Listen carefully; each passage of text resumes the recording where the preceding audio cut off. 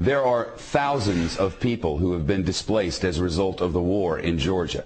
Tens of thousands, even hundreds of thousands if you believe reports. Among the unfortunate civilians caught in the crossfire in this conflict, a 12-year-old girl from outside San Francisco. Amanda Kokoyeva was in South Ossetia for a month-and-a-half-long visit with her relatives. She was with family members in a cafe, and all of a sudden, bombs were falling outside. A 12-year-old girl. She spent the night in her uncle's basement.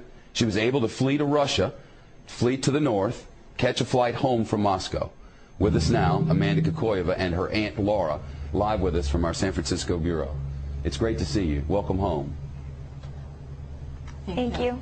I cannot even imagine sitting in a cafe and bombs start falling.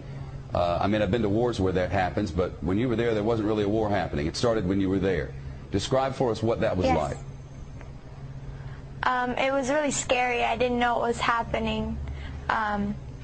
We were just sitting normally, and everybody from outside started running in, and it was just so scary.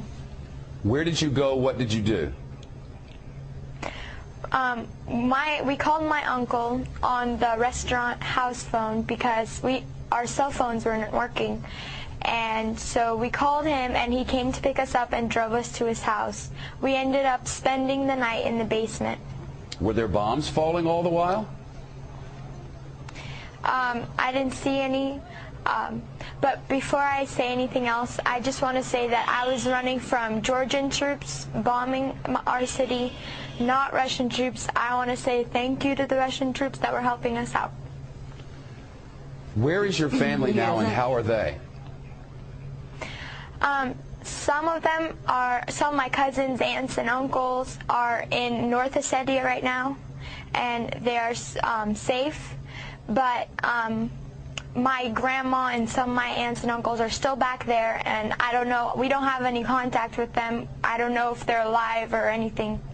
Wow, I know your aunt is with you. This I cannot even imagine. I mean, seeing a 12-year-old go through all of this, it must have been horrifying. Yeah, it was horrifying for all of us. And main thing I wanted to say on television, I want you to know to whom to blame on this conflict. That's Mr. Saakashvili, who started this war, and Mr. Saakashvili, who is aggressor, and who in 2 days my people, Ossetian people, were killed and were under-bombed, and 2,000 people were killed in 1 day. And that's what I am against. I would never cut you off. Unfortunately, a commercial break will take us there in 4 seconds, whether we like it or not. I'll bring you back after the commercial. You don't want to hear that. I'll be right back with you. Stay by. Back with us from San Francisco. This program ends in less than a minute, but I want to give you 30 seconds to complete your thought.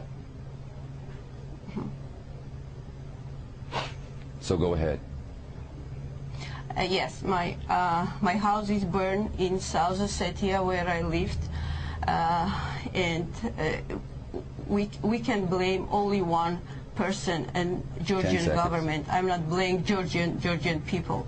I'm blaming Georgian government, and he has to resign. Well, that's certainly what the Russians want. If I had more time, you would get it, but I have but 5 seconds. Thank you both.